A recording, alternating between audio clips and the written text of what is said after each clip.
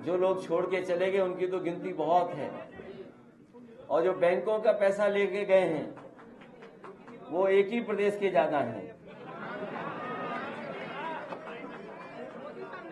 और अगर सही तरीके से आप सोचोगे तो नोटबंदी उन्हीं की वजह से हुई थी, और नोटबंदी के बाद बताओ हमारे अधिकतर साथियों का भ्रष्टाचार कम हो गया।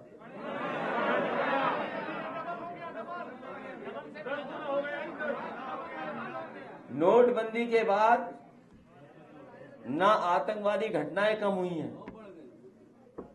और ना ही भ्रष्टाचार कम हुआ है और ना ही काला धन आया है। और अगर काला धन नोटबंदी से खत्म हो जाता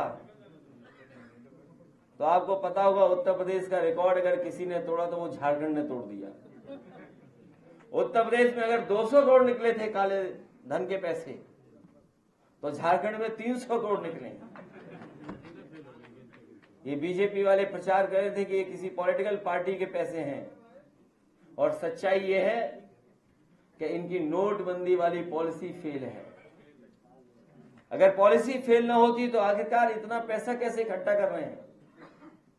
ये पैसा इसलिए इकट्ठा कर ले रहे हैं क्योंकि इनकी पॉलिसी फेल हुई है।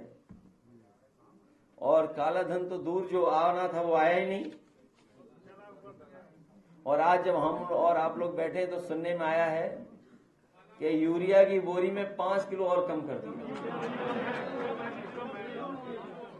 पहले 5 किलो कम किया, अब और 5 किलो कम कर दिया, लेकिन रेट वही है या उससे थोड़ा बढ़ गया है।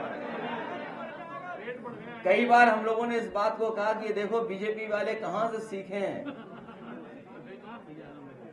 और अगर आप बाजार में जाते होगे और पुराने लोग को याद होगा, पहले पार्ले जी का बिस्किट पैकेट इतना बड़ा आता था, और जैसे जैसे महंगाई बढ़ी पैकेट छोटा होता चला गया। और अब जो पार्ले जी का बिस्किट पैकेट मिलता है रुपए उतने ही हैं, लेकिन बिस्किट कम होते जा रहे हैं। पहले एक डब्बे में 12 बिस्किट होते थे, तो 16 तो वो 70 साल वाले बताएंगे। तो सोचिए कहां से सीखी है बीजेपी ने। ये जो बोरी की चोरी है, ये मुनाफे का खेल अगर कहीं से सीखा है इन्होंने तो पार्ले जी बिस्किट से सीखा है इन्होंने कि रुपया उतना ही है लेकिन पैकेट कम होता चला जा रहा है।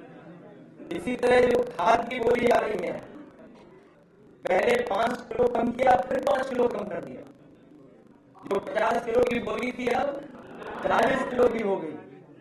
और ये अगर बने रहे और 5 साल 10 साल